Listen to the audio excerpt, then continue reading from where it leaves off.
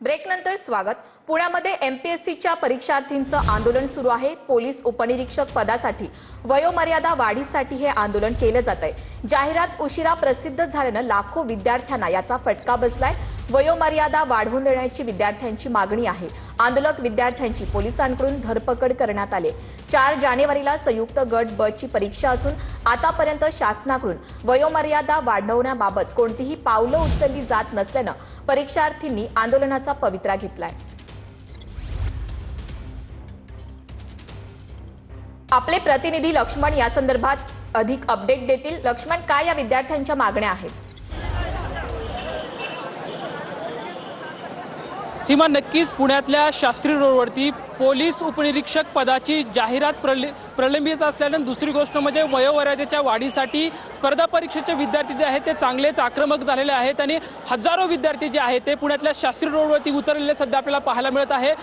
शासनाच्या विरोधात जोरदार घोषणाबाजी जी आहे ते ह्या विद्यार्थ्यांकडून करण्यात येत आहे। दुसरी गोष्ट म्हणजे पोलिसांकडून खरं तर हे आंदोलनकर्ता विद्यार्थ्यांना पांगवण्यात येत आहे। मात्र आपण बघू शकतो की खरं तर हे सर्व विद्यार्थी जे आहेत स्पर्धा परीक्षेचे ते अगदी संतप्त झाले आहेत। त्यांची अशी मागणी आहे की पोलीस उपनिरीक्षक जी पदाची जाहिरात आहे ती उशिरा आलेली आहे। दुसरी गोष्ट म्हणजे यामध्ये वयोमर्यादेची वाढीसाठी आम्ही सातत्यानं निवेदन देत आहोत, मात्र याच्यावरती कुठलीही सरकार दखल घेत नाही। यासाठी सर्व विद्यार्थी जे आहेत ते चांगले आक्रमक झाले आहेत आणि शास्त्री रोडवरती अक्षरशः हजारो विद्यार्थी जोरदार घोषणाबाजी करत सध्या आपण बघू शकतोय की मोठ्या प्रमाणात या ठिकाणी विद्यार्थी दाखल झालेले आहेत की दोन्ही दुतर्फावरच्या बाजूला रस्त्याच्या हे सर्व विद्यार्थी दाखल झालेत आणि पोलीस सुद्धा मोठ्या प्रमाणात या ठिकाणी उपस्थित झालेत। पोलीस खरं तर ह्या आंदोलनकर्त्यांना रोखत आहेत। धरपकड खरं तर या ठिकाणी सुरू आहे। आपण बघू शकतो की मोठ्या प्रमाणात या ठिकाणी सर्व आंदोलनकर्ते जे आहेत ते या ठिकाणी आहेत। स्वतः डीसीपी सुद्धा पुण्यातले या ठिकाणी उपस्थित आहेत। पोलीस सुद्धा मोठ्या प्रमाणात आहेत। विद्यार्थ्यांकडून जोरदार घोषणाबाजी जी आहे ती खरं तर सरकारच्या विरोधात या ठिकाणी केली जात आहे। सध्या आपण बघू शकतोय